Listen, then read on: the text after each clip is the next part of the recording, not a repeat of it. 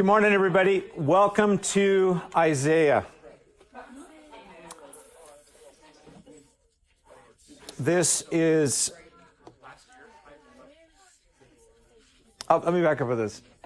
So I've been studying the Bible as I guess I was sort of professional since 1975. I started because I was a pastor and you have to know the Bible pretty well. And I have to say that Isaiah is, it's still a major challenge for me. It is so full, it has so much to it that you could, I mean, there are semester courses just on Isaiah because it's so packed full of, there's so many things in it. And we're going to do, today, we're going to do a close reading, but I always feel a little bit inadequate, like, you know, I know a lot, but I certainly don't know everything. And it's sort of humbling to read something, you go, okay, Lord, what does that mean? Because when you slow down, when you see the details, you go, oh, wow, there's a lot more going on here than I ever thought. And I'm excited to explore this with you because my experience has been that with you and then with the New Testament group, when we slow down and we go in close, when we have boots on the ground and walk through these passages, you come up with stuff I've never thought of. You ask questions that are very illuminating for me, and I go, oh, that must be what it means. Okay. So this is exciting and just a little bit scary, but scary in a good way, sort of an excited kind of thing. The little title put on here is The Encounter with the Utterly Holy Yahweh is Beautifully Terrifying. You're never quite the same, and nothing is ever again safe from God's presence. And that's my attempt to capture what happens to Isaiah. I wrote that several years ago, and it's still proving to be true. So see if it works for you. I'll put it this way. One of the things that's really good to be able to do is postage stamp a passage. What's the elevator speech of this passage? What's the short, quick... Can you do that? That's always a challenge because there's so much detail. You want to stay true to it, but being able to put it into a quick format, because then, I mean, that's the way we remember stuff, is the simplified version. Then you work down to, you know, it's like this is like a file, and inside the file are the documents. So, and also the picture here. We're gonna explore that a little bit.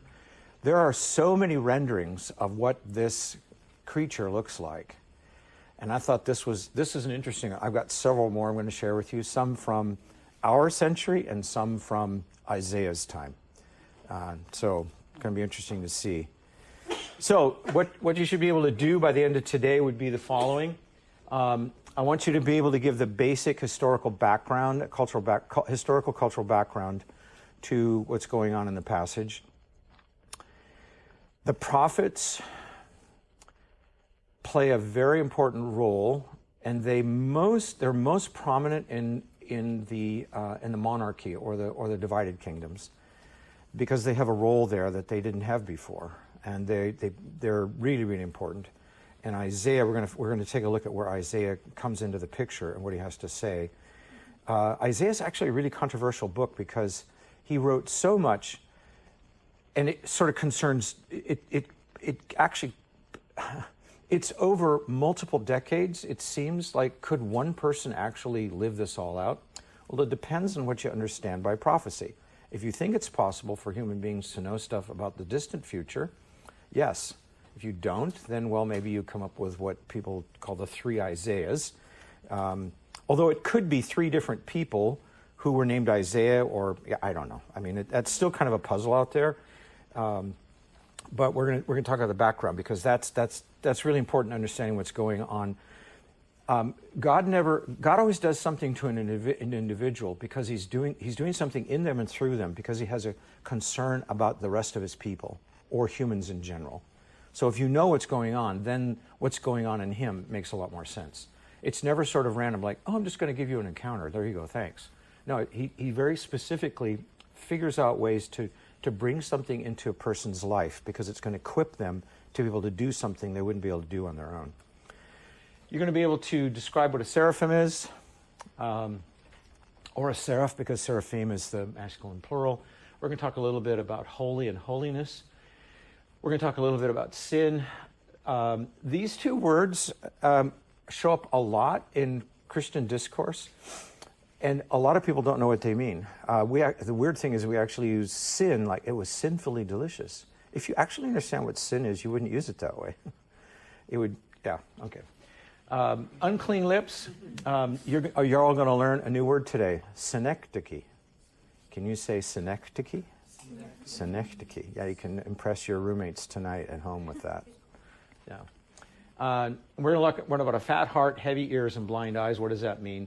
And then we're going to look at the background and meaning to some of the textual allusions in 6:12 through 13. The chapter is not very long, so it goes from his experience in the temple. It starts there, and then something happens. He sort of gets his mission from there. So let's go to the Bible. Thought you'd never get there, Dr. Bill. Let's go. Okay, so sit back in your chairs, put your notebooks down. Just take a couple slow breaths.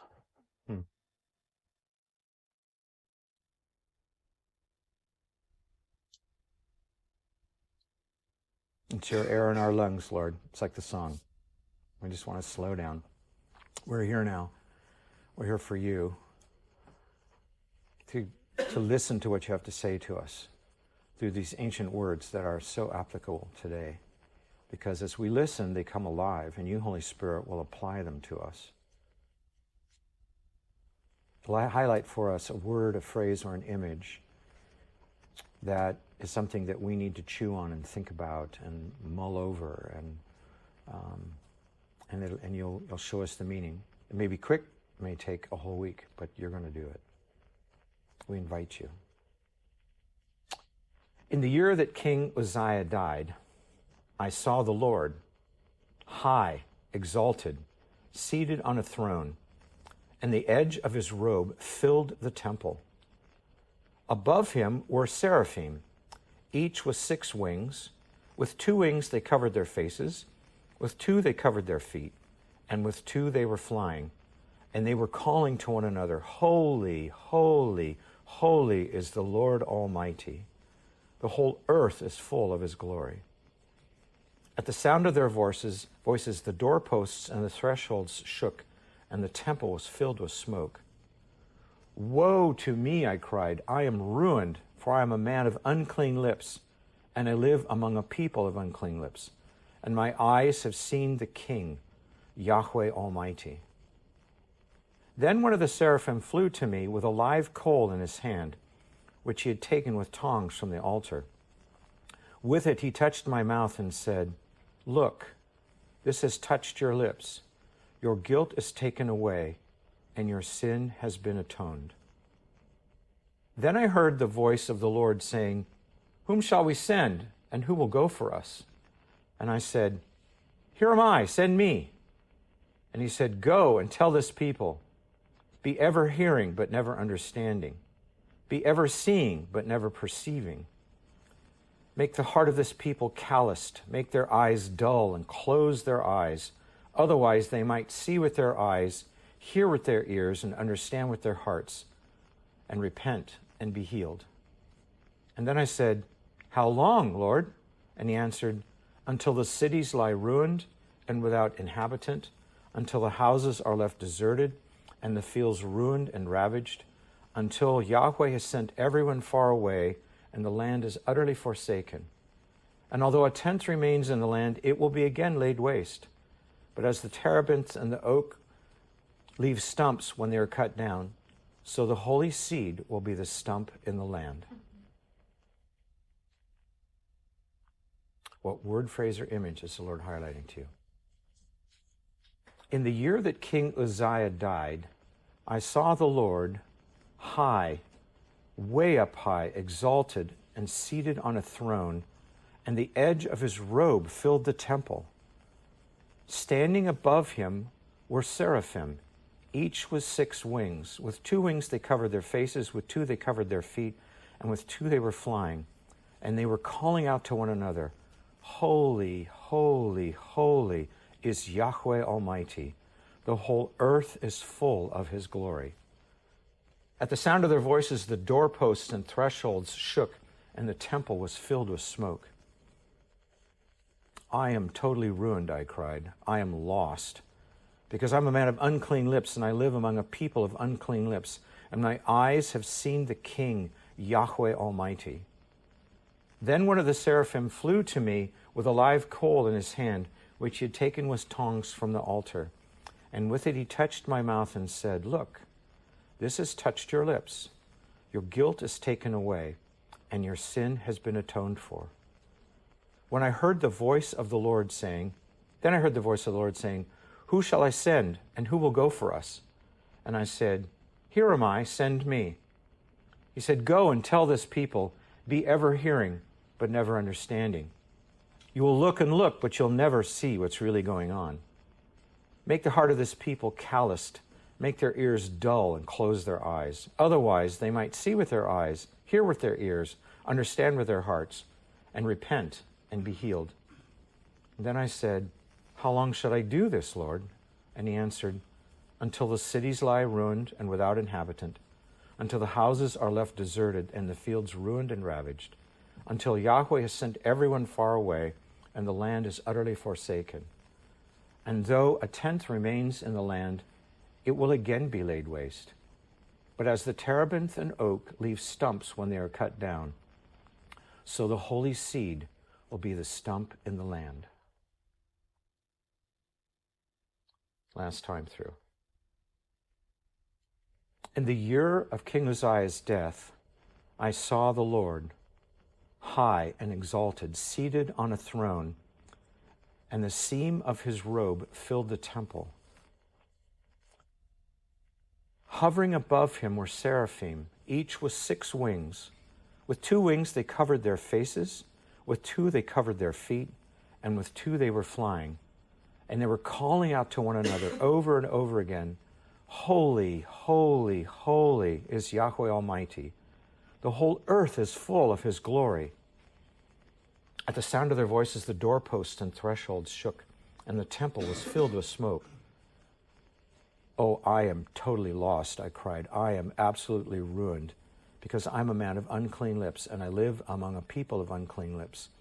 And my eyes have seen the King, Yahweh Almighty. Then one of the seraphim flew to me with a live coal in his hand, which he had taken with tongs from the altar. With it he touched my mouth and said, Look, this has touched your lips. Your guilt is taken away, and your sin has been atoned for. Then I heard the voice of Yahweh saying, Whom shall we send, and who will go for us? And I said, I'm right here, send me. And then he said, Go and tell this people, be ever hearing, but never understanding.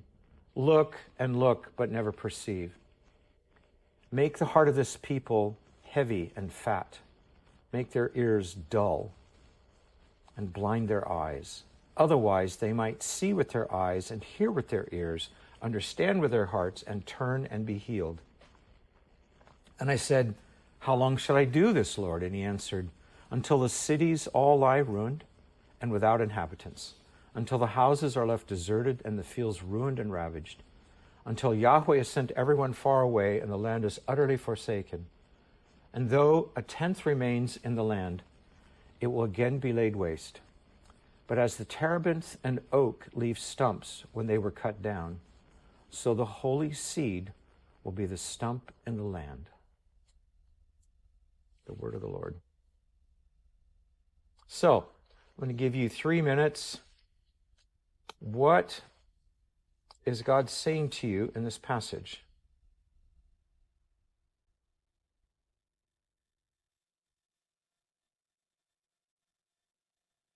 It's Isaiah 6, 1 through 13.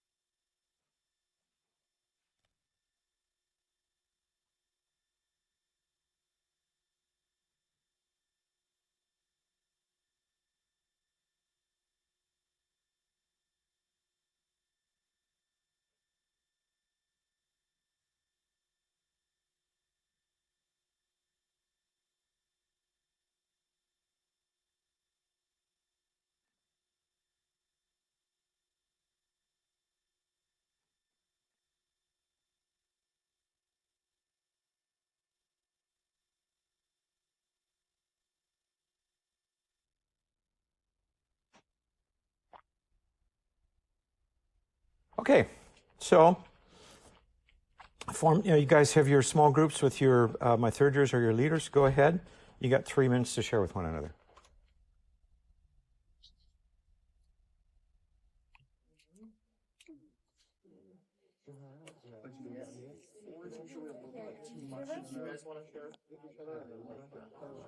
Me? Oh, wait. Yeah, just the phrase, the whole earth is full of his glory, really stuck out to me. Rudy's a dad. His wife gave birth yesterday. Oh, really? Yeah, that's why he's not here. Oh, wow. Josiah, the other Josiah, I don't remember what's going on with him, but yeah. Yeah. Oh, I got to know them before they got pregnant. Yeah. So I don't expect to see him for a few days.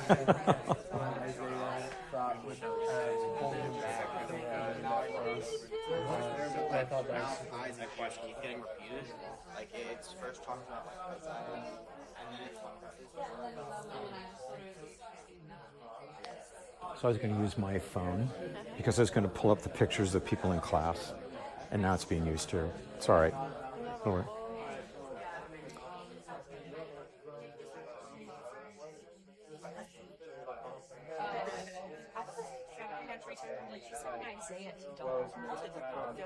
John was just saying that at the end where he's telling Isaiah, dull their ears, do all this stuff, and I had to read that 3 times too. I'm like, he's telling a man to do that, but there's angels, there's seraphim, you know what I mean?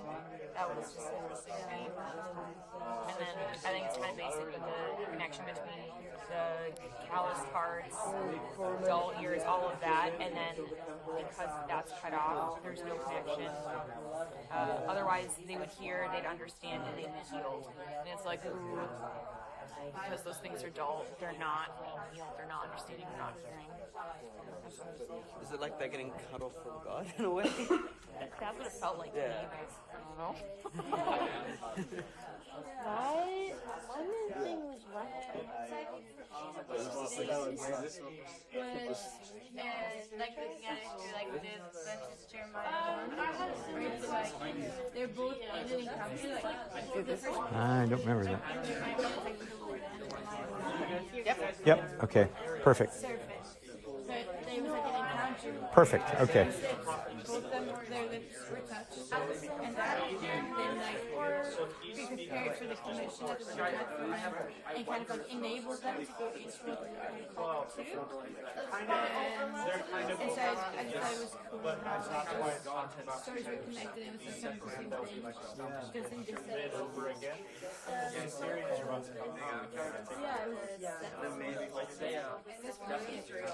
Yeah, it was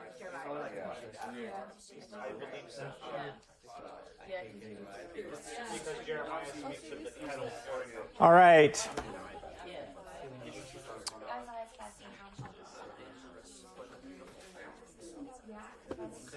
Allie, what did you come up with? Yeah, I just felt the fear of the Lord from the whole thing. Yeah, I'm sorry, say that again. I just felt the fear of the Lord. The fear of the Lord, okay. His waiting presence. But it intrigued me that when Isaiah was in front of the Lord, he didn't just look at Isaiah and say, go. Like, there had to be a response from Isaiah. And so he asked him, like, who am I going to send? And I also thought, like, was Isaiah the only one in front of the Lord? Or were there other people and Isaiah was the only one that responded? What do you think? Based on go with the text you actually have. What do you think? Yeah, it's a holy moment between the two of them. Yeah. And I think Isaiah had free will to say, like, I'm not going to go. Yeah. There could have been, because this is one of the questions that's going to come up, is he in the actual temple in Jerusalem because it's there, or is he having a vision? Has he been sort of transported and he's up in heaven, or is he seeing these added dimensions in the earthly temple? Can you answer that from the text? Does it really matter? I don't know. Thanks. Okay. Emma, what'd you come up with? Okay, so what I thought was interesting is how it kind of like, if you compare it with Jeremiah 1, how they both were like in an encounter, Although, like now it was with the seraphim instead of the Lord at the beginning, but they both touched the lips, and then they were like ready to be commissioned, and that like it prepared them to like do what the Lord has said to them to do, but they needed that encounter to be ready. That's really cool. You're comparing and contrasting the two different stories, and the next one that would be good to look at is Ezekiel, his calling.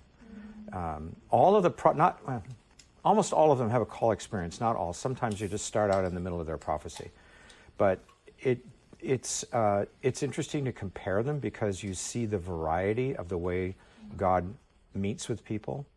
So that's a good one. Micah, what'd you come up with?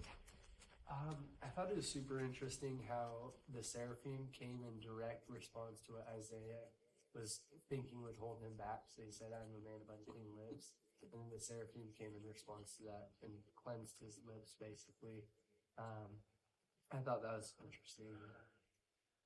Cool. Okay. Josiah, somebody in your group. You want to pick someone out? It's just me and Luke. Okay. Do you want to?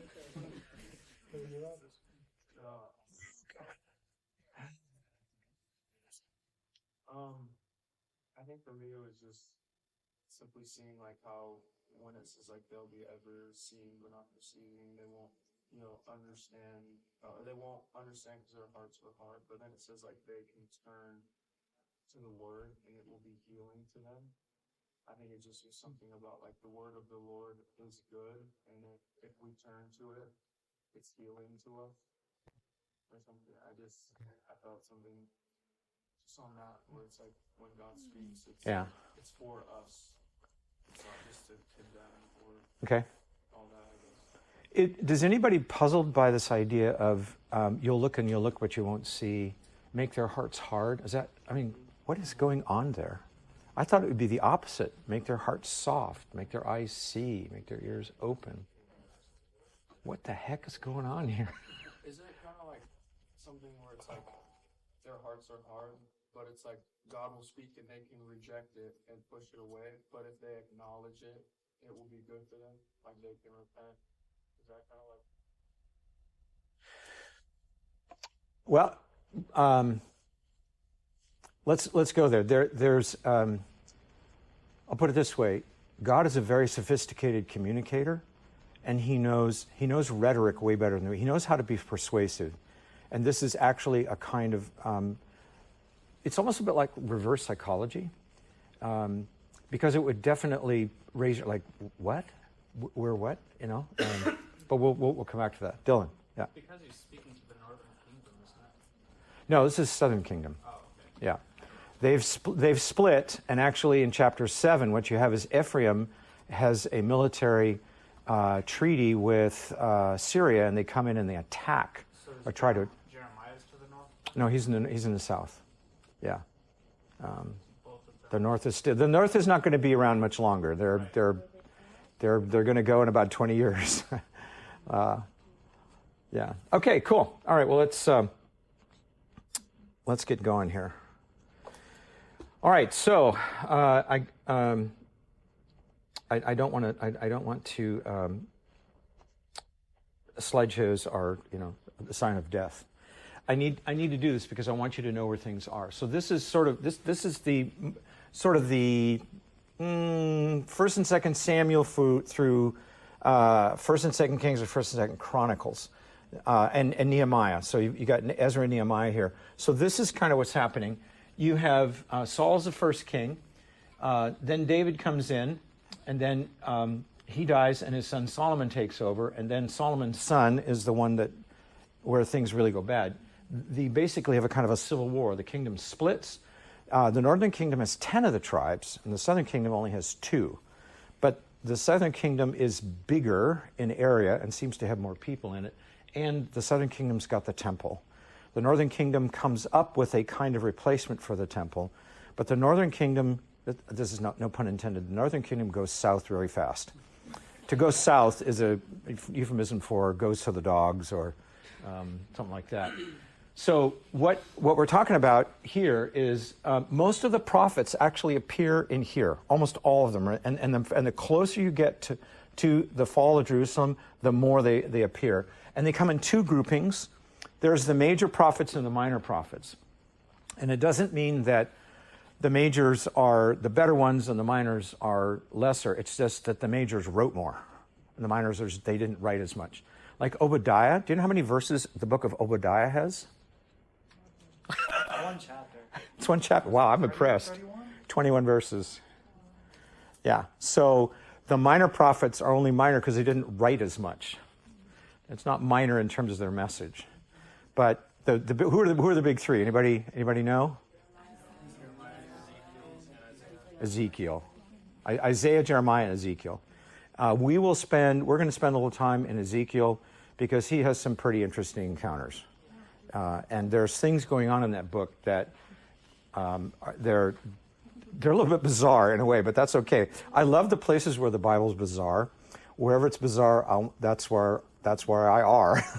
Sorry, bad English, but okay. So if we the thing I want you to get is this is the death of King Uzziah, 740, and look how close it is to the end of the Northern Kingdom.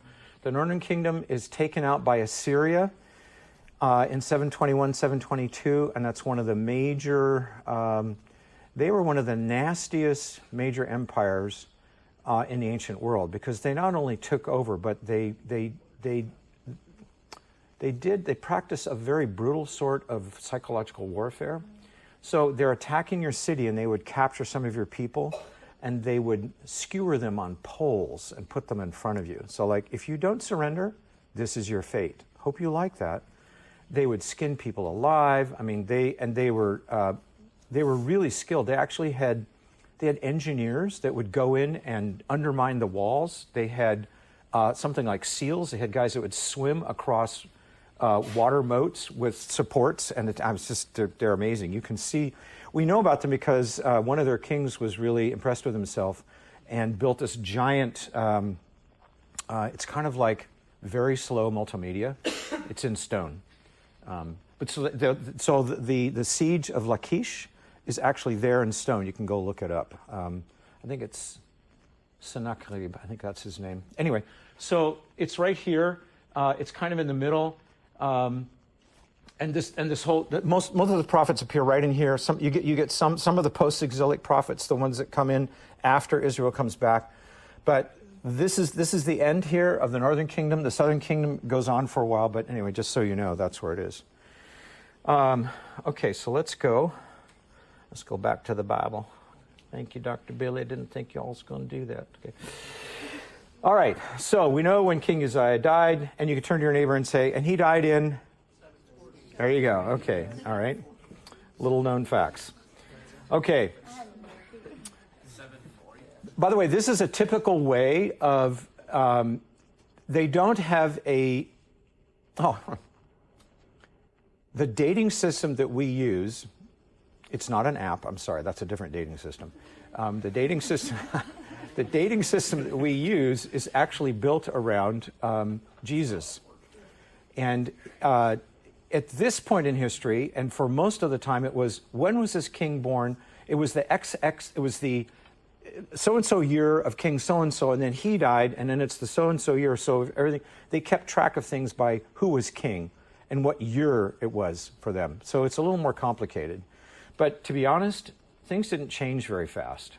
I mean, you know, they weren't accelerated with social media. Just, you know, life was very slow. Okay, so he sees the Lord, high and exalted, seated on a throne, and the train of his robe filled the temple. Now, train as one of those, that's a highfalutin English word. It doesn't mean a choo-choo train. It means the edge of his garment, the seam of his garment. So think in terms of, so the first temple was half a football field in size, because everybody knows in the world how big football fields are. So it's half a football field in size-ish. If the edge of a robe fills it, the implication is about how big, well, I'm not going to do the math on that, is Yahweh's pretty big, because you can't actually see him. You only see the edge of his robe, which is interesting because he's wearing a robe. So he's depicted here basically as a what? I mean, simple, not a hard. A king. He's depicted as an ancient Near Eastern king who wears a robe. And I can show you, I'll give you a picture of what one of them might have looked. I mean, this is an actual thing. So you can see this guy here. He's wearing, see the robe there? So the temple would be like that big. It's trying to give you a sense of the size. All right, does that mean that Yahweh is actually, what, 150 meters high? Well, he's big. You have to be careful when you try to put numbers to God or try to put numbers to anything in heaven. It just doesn't work. It works on earth, but heaven doesn't operate digitally. It's just a totally different sort of place. Okay, so we'll go back to that. So the implication is, A, God is pretty small, God's medium-sized, or God is gigantic and probably not measurable. A, B, or C? C, all right. This is a metaphor to bring across the awesomeness of being in the presence. So, I mean, the question is, how big is God?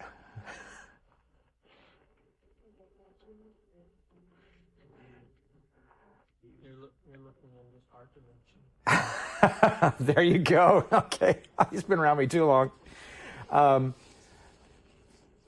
The whole way we think on Earth in terms of GPS coordinates, XYZ coordinates, it doesn't work when you're talking about God. Although the implication here is that God is massive, especially because his glory, we're going to talk about whatever that is, it fills the entire earth. So we'll come back to that. All right. So the train of his robe, Isaiah had no preparation for this. Let's imagine, well, let's go. We'll come back to that. Above him were seraphim, and it really means standing from above him. That's what it says, standing from above him, and it means probably more like hovering. They weren't standing on anything, but they are stationary, so they're standing. They had 6 wings. With 2 wings, they covered their faces. With 2, they covered their feet, and with 2, they were flying. All right, so let's take a look. What have people thought that these are creatures, okay? I call them critters because they are creatures. Angels are inhabitants of the spiritual realm who can do some stuff on earth. Our home is mostly earth, although we're in heaven all the time.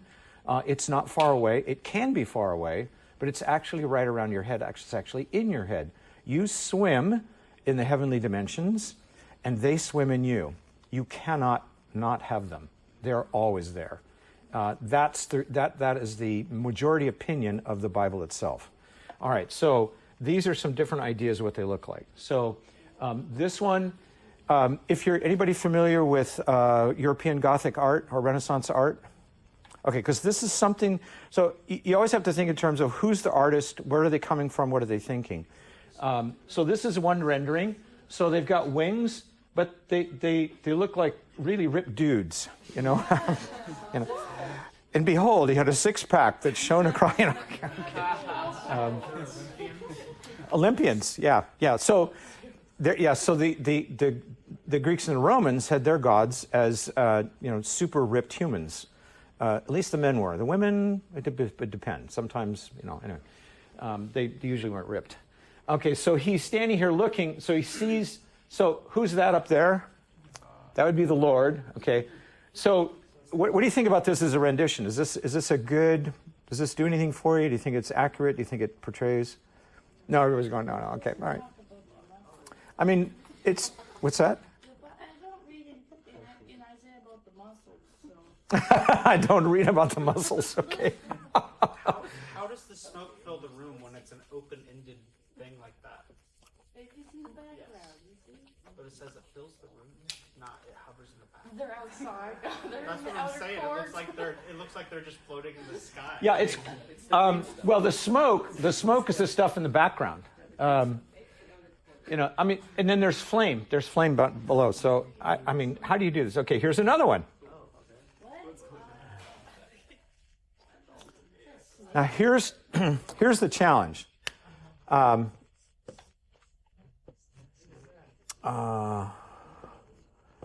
The word for, the word sarif means to burn. And there's other words for burn. This one is usually to burn. It often is applied to burning something that's impure, to get rid of it, but not always. I mean, you have to always look at the context. So these are burning ones. Now they're compared, the other one is nahash.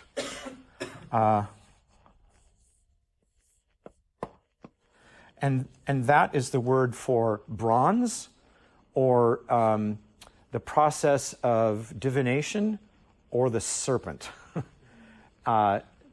So, you have to kind of figure out, is there a relationship? Usually the three letters, so the Hebrew's built around three letters, and depending whether it's a noun or an adjective or a verb, but you have to actually see how it's used. So is this, because this one actually, I don't know if you can see it or not, do you see what this thing looks like? It looks like a snake, and it has wings. Because that's one way you can interpret it. But it's not referred to as a nahash here. But it is similar to, it's one of the words that's used in Deuteronomy when Moses raised that bronze serpent up. I've spent a lot of time searching. I mean, it just goes on and on and on. There's so many people have written so much about this. I really think it means a burning one. And a burning one meaning they're very bright and they may, I don't know, it doesn't say that they were on fire, but they're brilliant to look at. Like maybe it would hurt your eyes. So brilliant, they're flashing. One of the references would be something like they're lit up like a lightning bolt. So they're scary to look at themselves. But you can see features on them. So this is another one. This one I like the best. It's a little spooky, but it does get kind of the idea across. Now this one looks like a ripped woman because she's a gymnast. See those arms? Okay. It looks like an automaton. Looks like a what? It's a fun little Greek word. In Greek mythology, the god of the forge makes automatons. They're basically just living robots that serve the gods. Oh, that's where we get the automaton from. Okay. Okay. Well, in this one, they have a hand, but they're kind of spooky looking. So the face is covered. They've got some kind of a crown up there. Their feet are covered, and they fly. I don't know. Okay, this is what people in the ancient world thought they looked like. So you get different. So these are. These were in clay, probably very small, and these are impressions from that. But this gives you an idea of what they thought. So the Sphinx had wings. Or the other way to look at this is that the cobra snake has these things on the outside of it. They called those wings. Thought of them as wings. Then you've got a snake here with wings. You got another snake with wings, and this is Hebrew. You can go look it up because it's the ancient script. I haven't looked it up. And then here you've got these creatures that actually have wings, but they're kind of snake-like. So that's more. I mean, if anybody here is an artist, I'd love to see you take something like that and turn it into something we could look at today that would make sense. Yeah. Have you ever seen a depiction of in Aztec they have a wind serpent that is called Cococan, and it looks similar to the middle one, but its depiction is that it has 6 wings. Interesting. Yeah. So do you go with Carl Jung and say that these are universal archetypes and they show up everywhere? I say that there are imagery that connects all mythology to each other, and that there has to be a source that the mythology is pulling from. Okay. All right. Interesting. Yeah. That's actually a question. There's another. He's well known. Joseph Campbell. You ever heard of Joseph Campbell? Okay. Joseph Campbell's another one who talks about universal symbols. I don't know. I think that the Bible actually talks about, I don't think these things evolve on their own. They're somehow connected to God's overall creation story, and we get a lot of them in Genesis 1 through 11. and they show up in other places. We don't get the entire story of all these beings and where they come from, but they are creatures. And they are posed as a giant group that's very obedient to God and a very small minority that's rebelling against him. Yeah. I'm just making sure I got this right. So the word seraphim means burning one? Burning. Seraphim means burning ones. Okay. Yeah. Seraph is to burn, and seraphim is the active plural masculine participle, burning ones. So participles are a thing in every language. So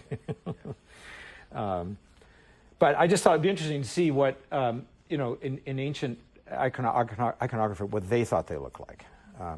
These kinds of things. They show up, the pharaoh has the images of the pharaohs, he has that cobra that's on top of his head. Watch out, he's dangerous and powerful. Yes? Is there an issue with depicting them as serpents? Because it says how the wings cover the face and the feet, but serpents don't. Oh, I guess if you go all the way back to Genesis, he did have feet, right? Well, they have words for serpent, and the word for serpent isn't used here. The nachash is definitely a serpent, but the connection is this, that in Deuteronomy both words are used, and so this means burning. So does it mean the burning of the venom when they bite you? And that's carried over to they look like they're on fire because it feels like fire in you. It made total sense to Isaiah and his audience. It's a little bit of a stretch for us. I'm not sure I'd want to meet one of these things. Okay, so now this is going to be interesting here. We'll see where we go with this. All right. So they cover their face. They cover their feet. Now, this is an interesting one. So the word for feet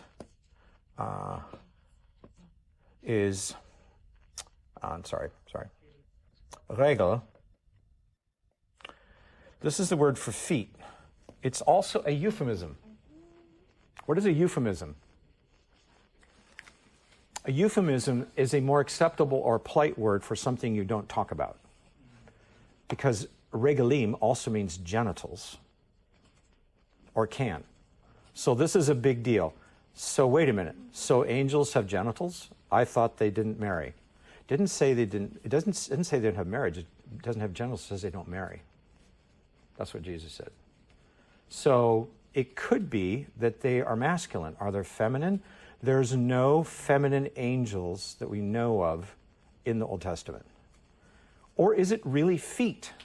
Like your actual feet, because they've touched the ground and their feet are now unclean and they have to hide them because it's unclean before Yahweh? What do you think?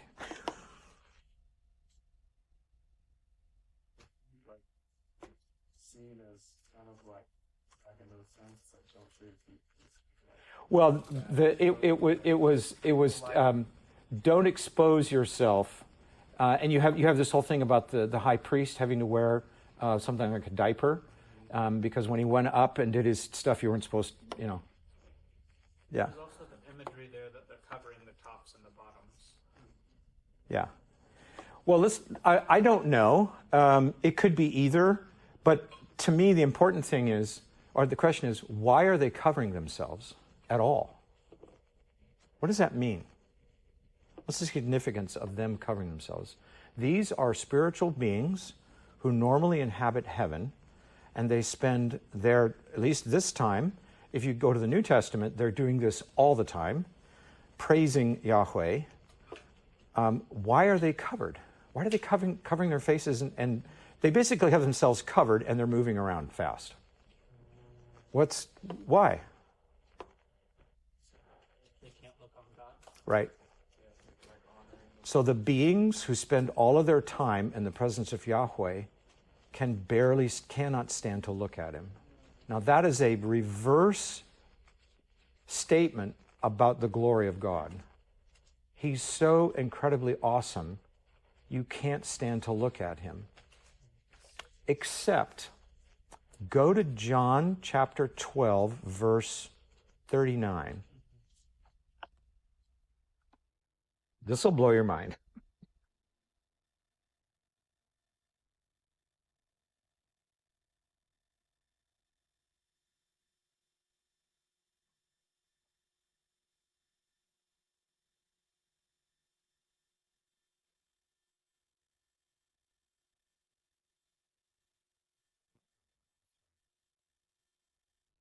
Okay. Oh, you said 21. I'm sorry, 12. No, it's 21, 39 to 41. Should be 21. Is it 12 or? Okay. Yeah, it's 12. You know, I'm sorry. 21. Yeah, it's 21 doesn't go. is it 21 or 12? It's 12. It's 12. Sorry. Typo. The word is right. I'm not. Okay. For this reason, they could not believe because as Isaiah okay, says elsewhere, he has blinded their eyes and hardened their hearts so they can neither see with their eyes nor understand with their hearts nor turn, and I would heal them. Isaiah said this because he saw Jesus' glory and spoke about him. So what does John say that Isaiah saw? Could it be Jesus? I mean, isn't that what he's saying? That blows me away. So you have this glorious being that Isaiah can hardly stand to look at, and he's become human. And so John's gospel is built around seeing God in human form, the glory of him. I mean, I think that's flat out amazing. Yeah. Does this mean, so Isaiah says that he saw God, but he also says that he saw the train of his robe and then he saw above him. So did he see God himself? If the angels would die from looking at him, but Isaiah could see him and walk away? Well, you see, that's it. That's exactly what he says. Am I going to die? You get this happening a couple different times where, oh, I should be dead. I'm not. Or the other thing is, remember, this is the way this is the way Michael Heiser does it. He says calls it the doctrine of the two Yahwehs. There's the Yahweh who is far away and above, and then there's the Yahweh who's encounterable on earth, or encounters humans on earth. And when we get to, because we haven't done Daniel in here, we did it in the New Testament. In Daniel, the Son of Man figure, Jesus claims that title for himself, and so he is the divine figure who's also human. So the second Yahweh, or not second, because that sounds like first and second, but the Yahweh who is up close and personal is the one that becomes incarnate. Now that's a somewhat contested idea, but it certainly makes sense to me. Your salvation does not hang on that. Sorry, but okay. So are you sufficiently confused now? So John's claiming, John's saying, Isaiah saw the pre-incarnate Jesus. That's who he saw. Because John saw the glory, they experienced the glory of God in Jesus. Okay. The Bible looks at human life a little differently than we do. So anyway, I think that's a good thing. All right. So the seraphim, the burning ones. Some people say they're snakes. I don't think it's snakes. I think they have some kind of form.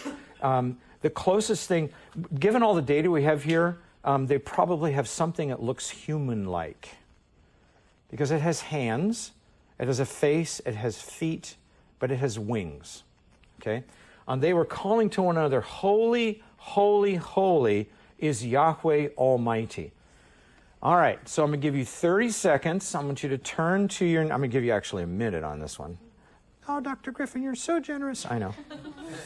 Okay, so I'm going to give you a whole minute here. I want you to come up with a definition of holy. Go.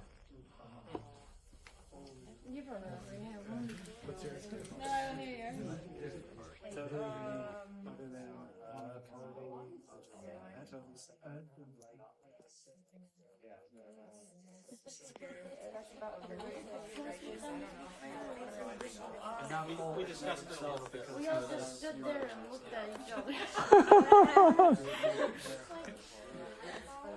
No, I think Another word. We talked about Moses. I think it definitely does because that was like the whole like their definition of holiness was mostly all part of like whatever. But it's also interesting how it's also like evident that can be Okay, down to the last seconds here. Joshua, what did you come up with? And you have to say, I knew you were going to call on me.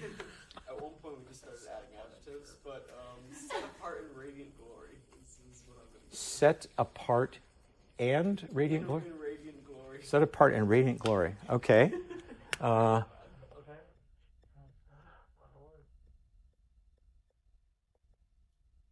In radiant glory.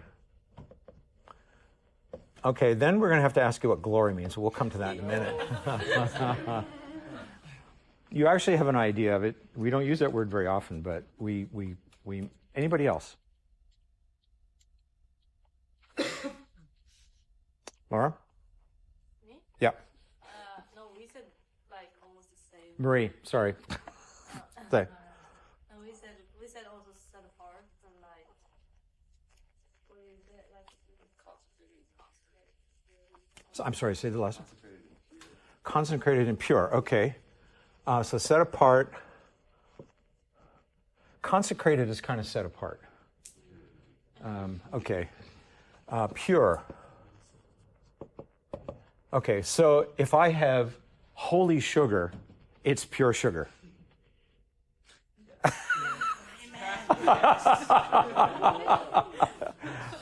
Yeah, sugar is the new cancer. You know, you're not supposed. Yeah, that's okay. All right. I think the one single word that probably gets the nearest to the Old Testament. Well, anybody have anything different? Let's go with that. Yes. I had without sin, so Okay. not even in the presence, Okay. like righteous to the point that it's not even in the presence of sin. Does that make sense? Say the last part again. Without sin. Yeah, I guess holy for me is so righteous that can't coexist with sin. Oh, okay. Oh, kind of like oil and water. Yeah. So like water trying to. Yeah. Okay. All right. Or magnets or something like an anti-magnet. The holiness of God Okay. is so powerful that can't. Okay. be in the presence of sin. Okay.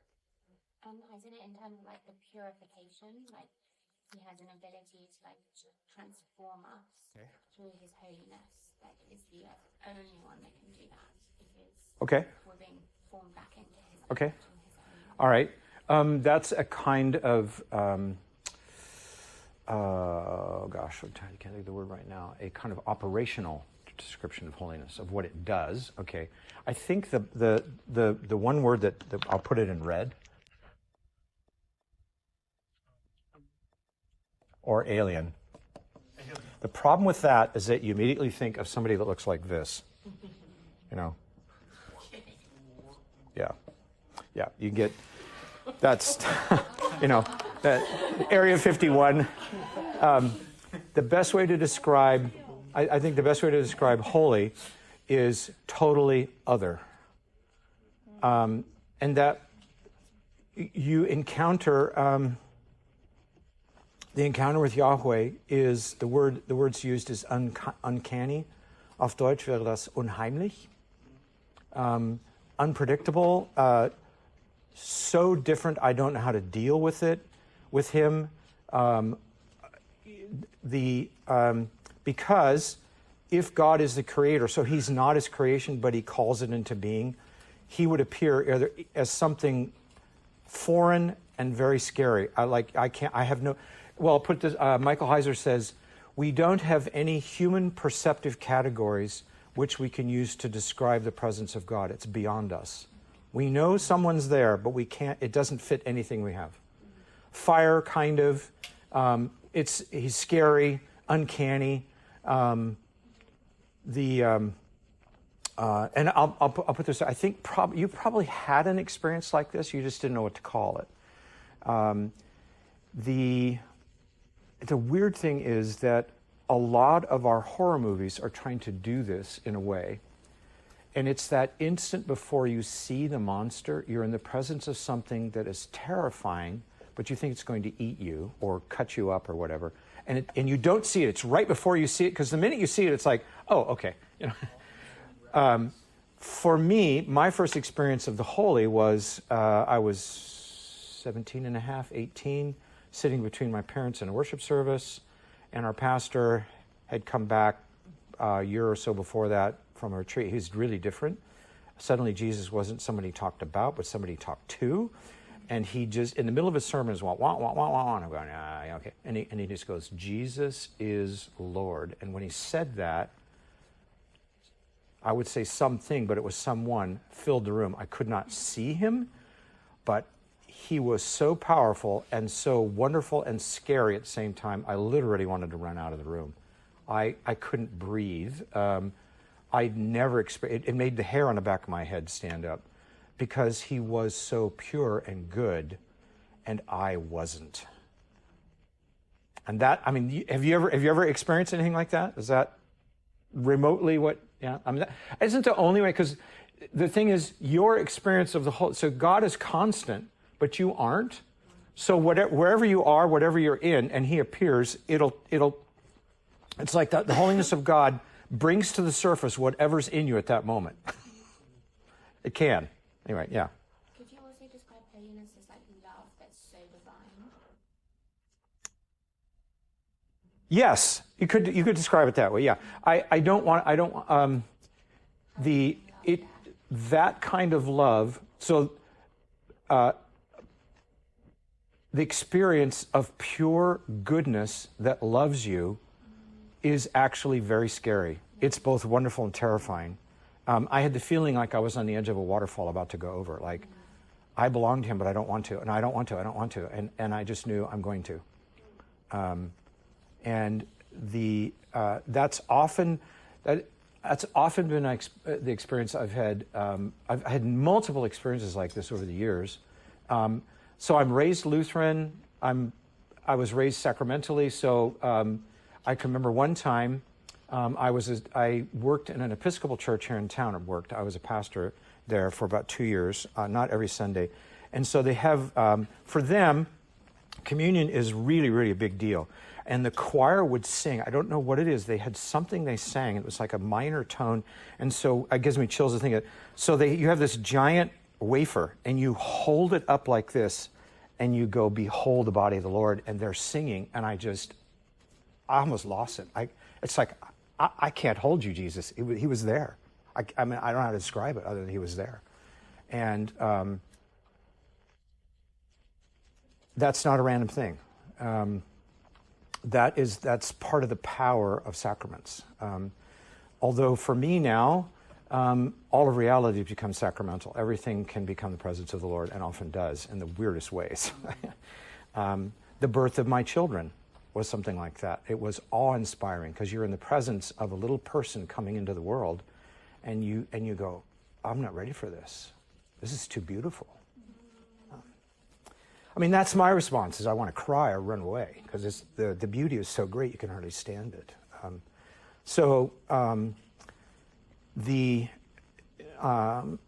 Isaiah's experience here, he's done his best to put it into a few words. But I would argue, I think most human beings, if you're a human, you've had some kind of experience like this, and you didn't know quite what to do with it. Some people will, I mean, I could see how a lot of pagan religions would have been started when somebody had a genuine encounter with Yahweh, didn't know what it was, and so whatever was around them, they turned that into the thing they worship. And it's very easy to want to worship these experiences. That's what happens to, on the Mount of Transfiguration. Peter says, hey, can we just hang out here? This is so awesome. Let's just build a chapel and stay here. It's like, nope. Because you can't hang on to holiness. It hangs on to you, or he hangs on to you. Okay, so holy, holy, holy. Why 3 times? Why 3 times? Emphasis. Interestingly enough, the church fathers thought it was Father, Son, and Holy Spirit. that it represented the Trinity. I'm not so sure. Calvin said, well, it could be. I think we ought to be more careful about this. But in all languages, there's the steady state, so good, better, best. That's comparative and superlative. When you say something 3 times in Hebrew, that's a superlative. It doesn't get any better than that. It doesn't get any holier. So holy, holy, holy. So it's not only other, it's the otherness of otherness of otherness, the purity of purity of purity. It's the best that words can do. And the word here, the Lord, is the word for, is Yahweh, because it's in all caps. So Yahweh is this one who is this incredible, he's so other, he doesn't fit into any human categories. He will bend himself, he will fit himself to things, he will appear, because we have to have, we're embodied beings. We don't do well with disembodied presence. We turn it into something. We almost have to. Because we live in a world that's got GPS coordinates and X, Y, and Z and, is in time and all that. And then the whole earth is full of his glory. Okay. First of all, what in the world is glory? One of my roommates in college, he would imitate some pastor that he'd known and whoop, glory. He would just, anyway. Okay, so what's glory? Okay, I'll give you a minute for glory. What in the world is glory? And you can't say my wife or my girlfriend or my boyfriend. Can't do that. Okay. I'm not going to let you do that. Okay, go. What is glory? Imagine you have to tell somebody who knows nothing about the Bible, nothing about God. How would you describe glory?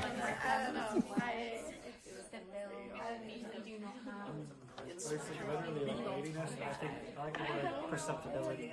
Like the perceptibility of God. Anything that's like perceivable, like any sense of any type of way of who God has nature is glory. This radiates.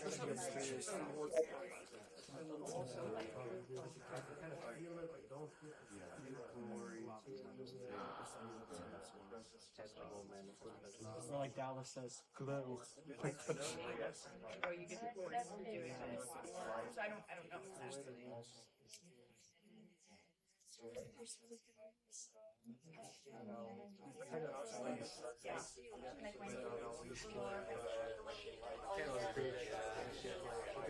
All right, so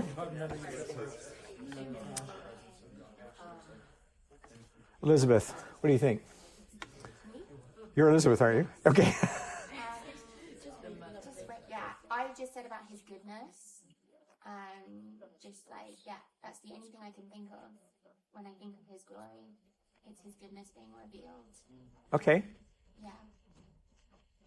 In us. Okay, all right. I can't disagree with that. And actually, that can be glorious. Yes, actually, depending on the circumstances, it's, oh my gosh. Yeah. It's more than we could have thought. Yeah, exactly. Good. Okay. Dylan. I would say the power and weight of presence. Okay. And that's actually, so the word for glory is kavod, and it means heaviness or weightiness or impressiveness. In Latin,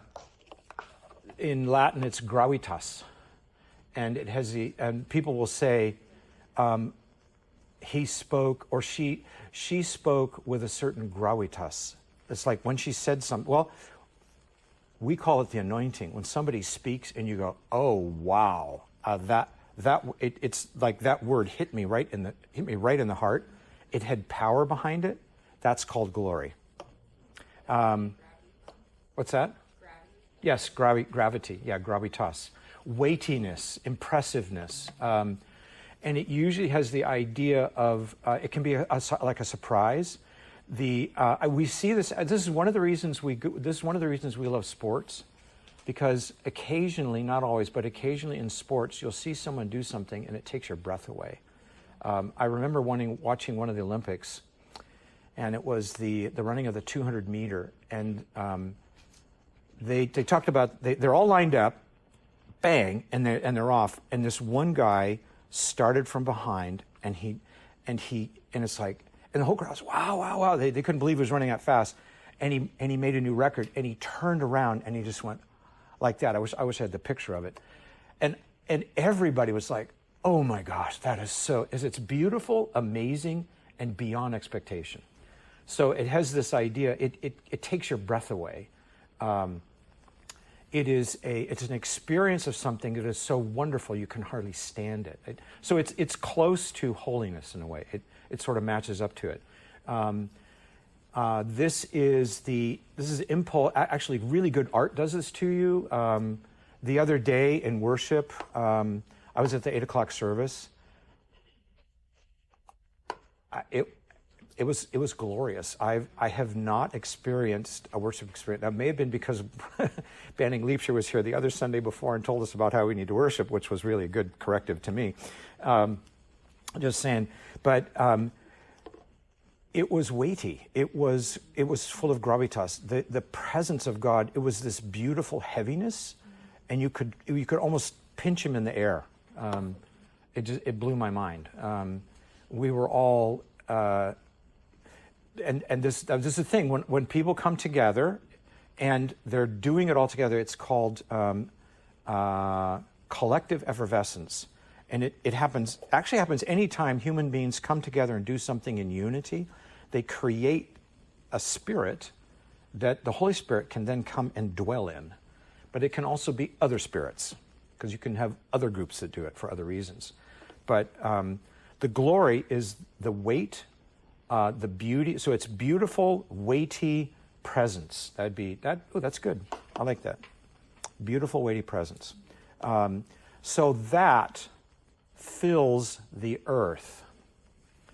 And this, and we see this all the time. People are posting on Facebook pictures of some incredible thing, a whale jumping out of the water, or some scene in nature that is just so absolutely glorious. You just, oh wow. The problem is that when you're taking the picture, you're not experiencing it as much. So I have to remind myself of that. But there's another kind of glory. So it's not natural. It's not the natural world. It's the glory you were talking about, which is the glory of a love that you don't deserve, but you get anyway. The glory of being adored when you know you're not adorable. That fills the earth. And here's what happens. So you're not a believer, but you have an experience in which you experience some kind of God's glory.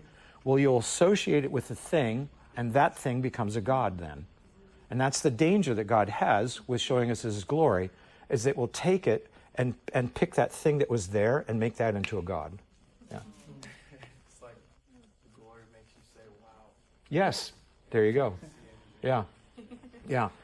And what happens in Jesus, it's not that he looks so beautiful, it's that he kept doing these things that were so full of the presence of God that you either had to love him or hate him. There was no middle ground. And that's what John's trying to get at, is that in Jesus we saw the glory of the Father.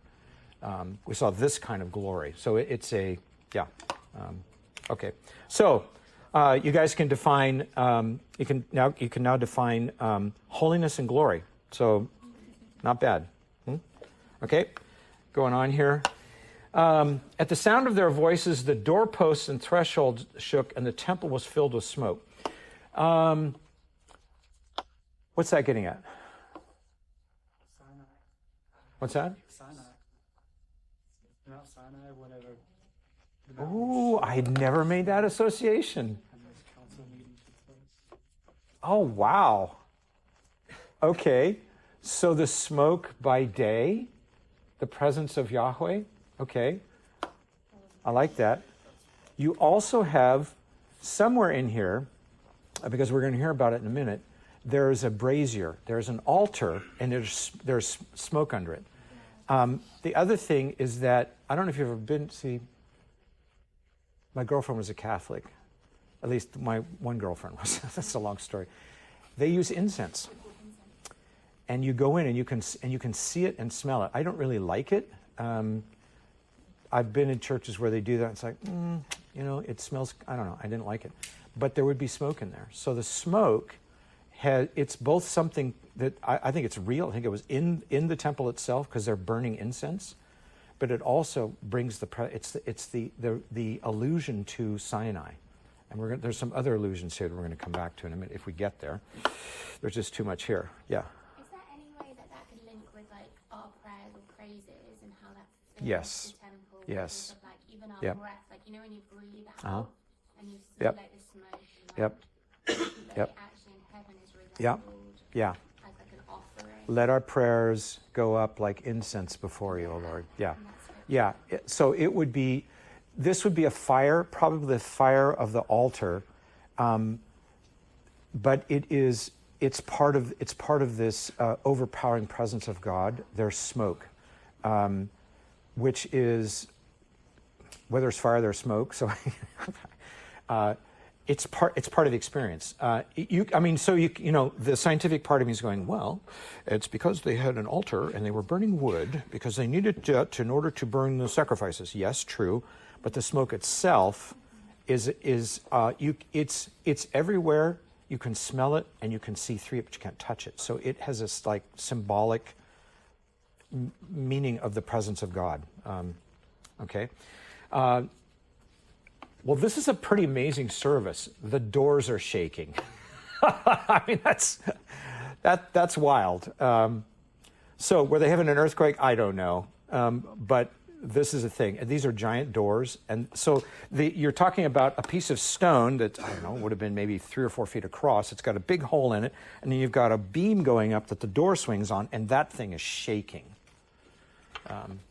So he is seeing the intensity of the worship is making the building quake. That's pretty amazing. Okay. All right, and then we get to, and then suddenly, so he's describing these things that are happening, and then he says, "Woe to me!" All right, how many of you say "Woe"? Woe is me. Who's ever said that? I have a couple times. Okay. A more contemporary way to say "woe is me" would be what? I'm screwed, or snap, or something. It's what you say just before you hit the car in front of you because you weren't paying attention. It's that, oh my gosh. It's virtually the equivalent of "I'm ruined." Or I have been ruined, or I will be. It has the idea. The idea is that what's happening to me has ruined me because I am a human of unclean lips. All right, what are unclean lips? What is that all about? Well, that's when you had a milkshake and you got some on your lips and you didn't want. No, okay. If you go on, and I live among a people of unclean lips. All right? I mean, everybody's got milkshake on their lips. No, all right. So what does it mean? Unclean in this context. Now, actually, you have felt unclean at some point in your life. And it wasn't because you'd fallen in the mud, per se. Is it like they're saying things like bad about Yahweh, like they spoke badly about it? That could definitely be part of it. Yeah. In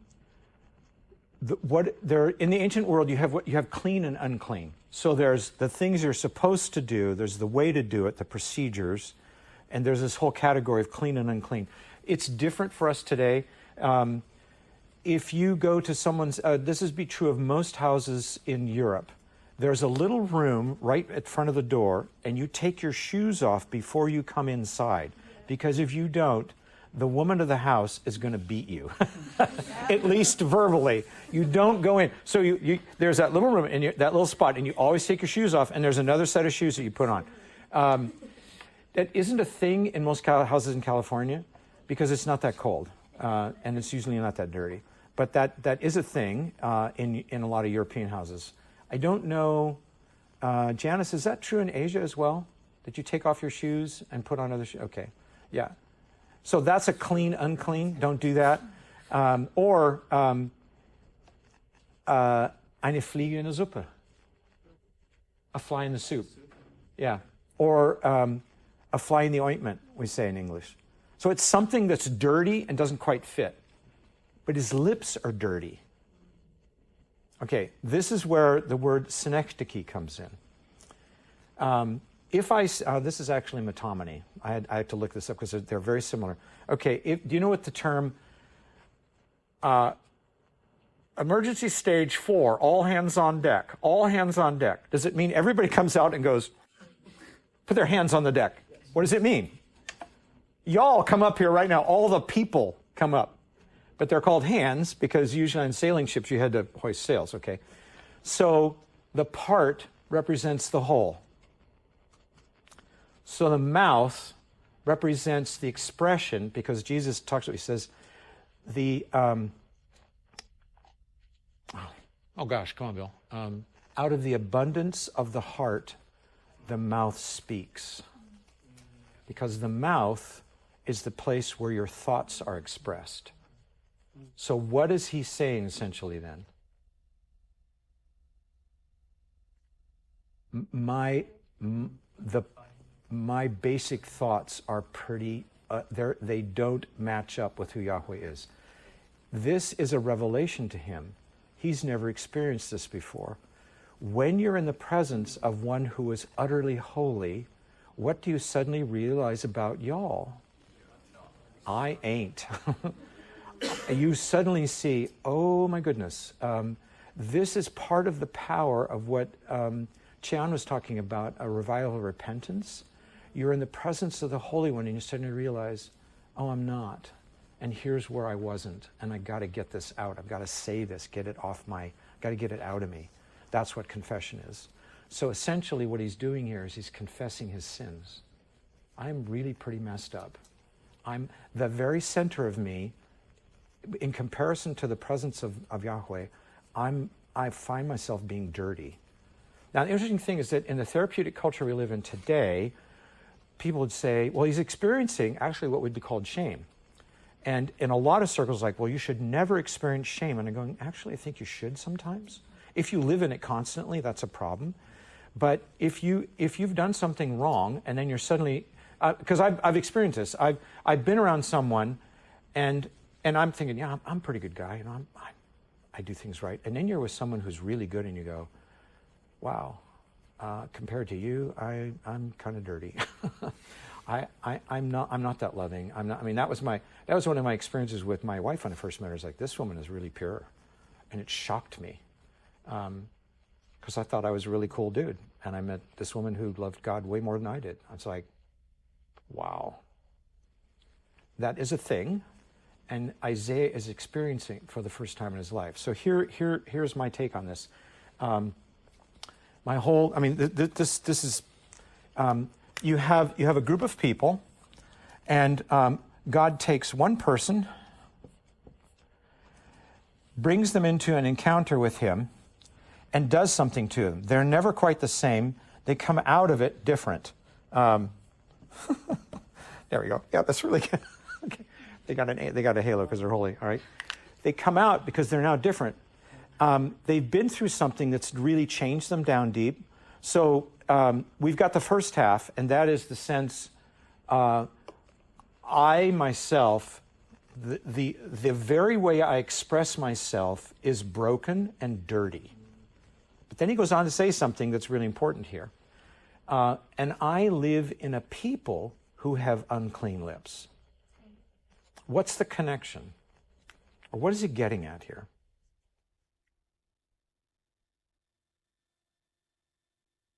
Is it the sin of Israel? So he's experiencing personally what the whole nation should be experiencing, and they're not. Okay.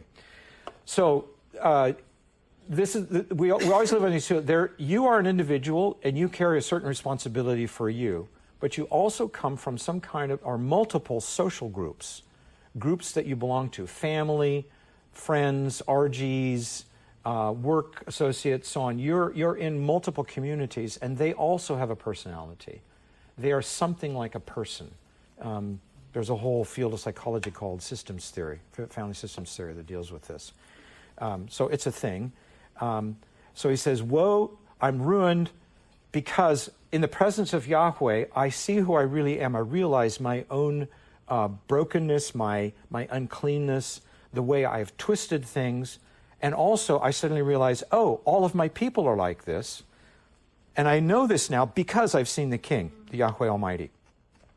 It didn't happen before this. This is an act. So he has, if you look at the book, there's 5 chapters in this where he has these amazing prophecies where he talks about what God, Yahweh calls his people to repentance, and this is going to happen, so on and so forth. And so this comes in the middle. So people have said, this wasn't his initial experience. Something happened before, and this is kind of in the middle of it. This is like the middle of his ministry, he has this experience. So, yeah, it's pretty interesting. Okay, then one of the seraphim flew to me with a live coal in his hand, which he'd taken with tongs from the altar. With it he touched my mouth and said, see, this has touched your lips. Your guilt is taken away and your sin is atoned for. All right, let's back up here for a second. What is the symbol? What's the what's the symbolism behind this behind the altar? Or what's going on at the altar? There's a sacrifice, and part of that sacrifice is what? It makes it work in a sense. There's a fire.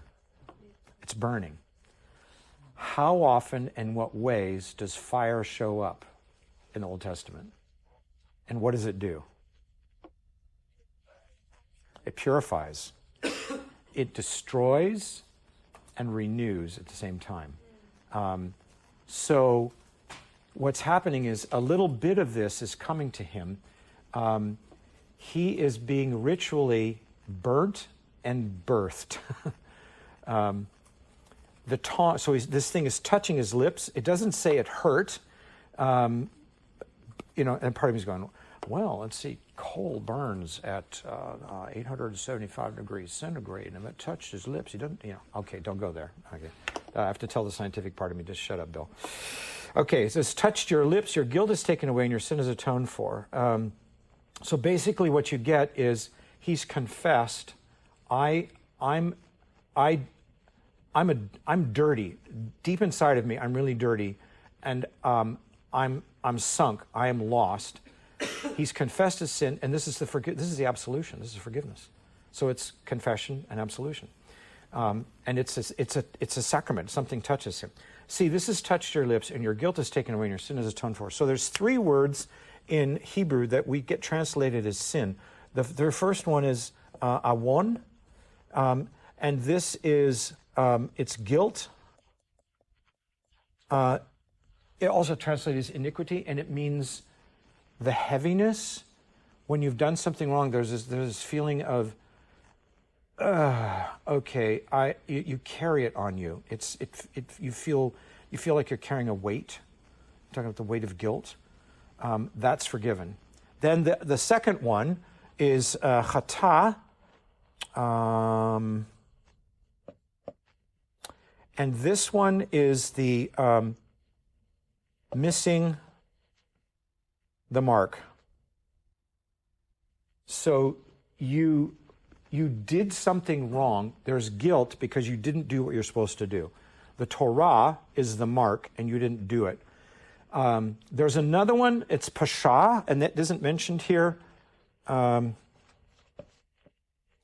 that one is what you do to the community. Because when you sin, it's not only you, but you affect the other people around you. You do something, it affects them. And that is that kind of contagious sense of, oh, I've done something to people around me as well. He doesn't mention that one here, but that's okay. But the important thing is that he confessed it, and this coal taken from the altar, it touches his mouth. Again, the part for the whole, so if it touches his mouth, he's cleansed all over. How does that work? How can touching a coal to your mouth make you pure?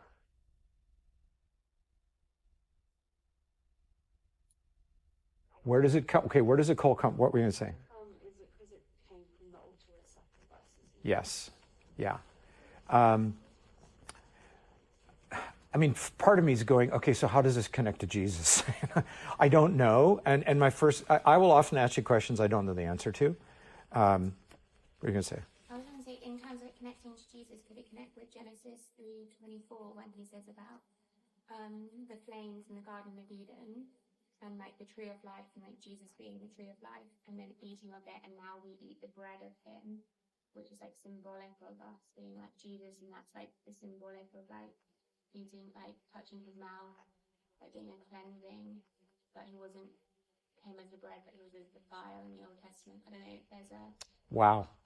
parallel. That's a long chain. That's a, I don't know.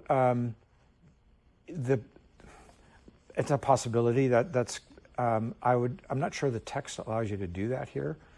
But we actually Genesis 1 through 11 plays a huge role in this. It's always there. It's a possibility.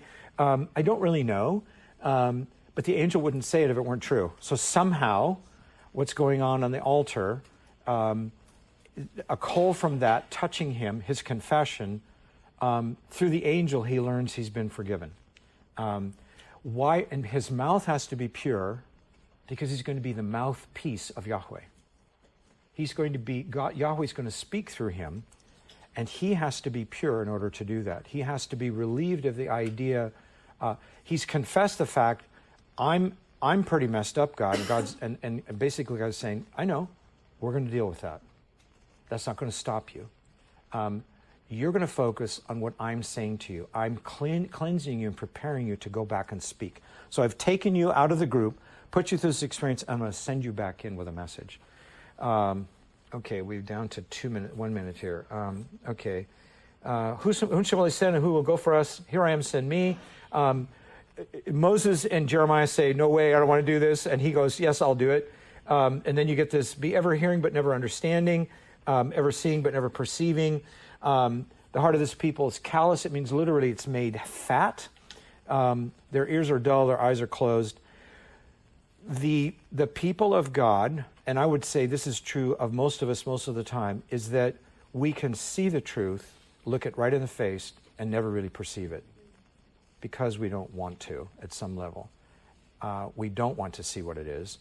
And so what you get here is he's going to announce this, and people are going to, wait a minute, you mean I'm not perceiving it?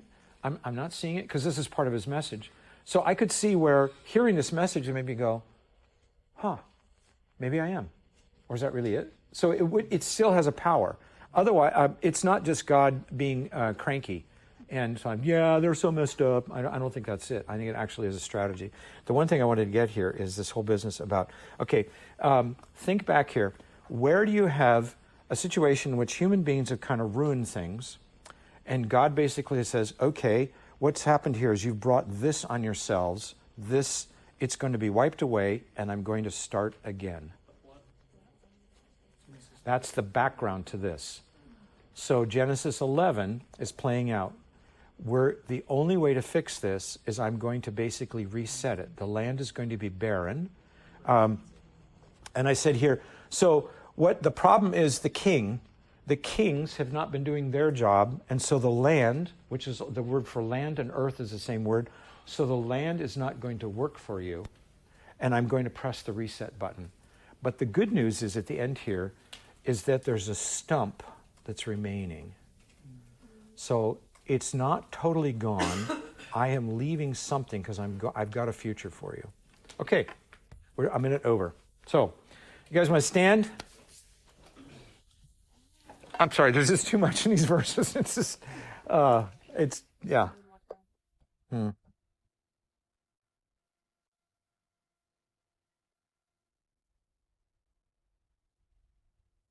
Lord Jesus, this is about you. This experience of being in the presence of one in whom we experience the truth, and it is both wonderful and a little bit terrifying. We would want to run away, but you call us to follow you. You cleanse us, you set us free so that we're able to be your word and speak your word. And that's my prayer for my students as they meditate and write about this passage, that this will be an encounter for them in which they recognize your glory, your holiness, and that you transform and set them free to be your prophets, your messengers, wherever they go. This we ask in the name of the Father, and the Son, and the Holy Spirit, and everybody said, Amen. Okay, you guys.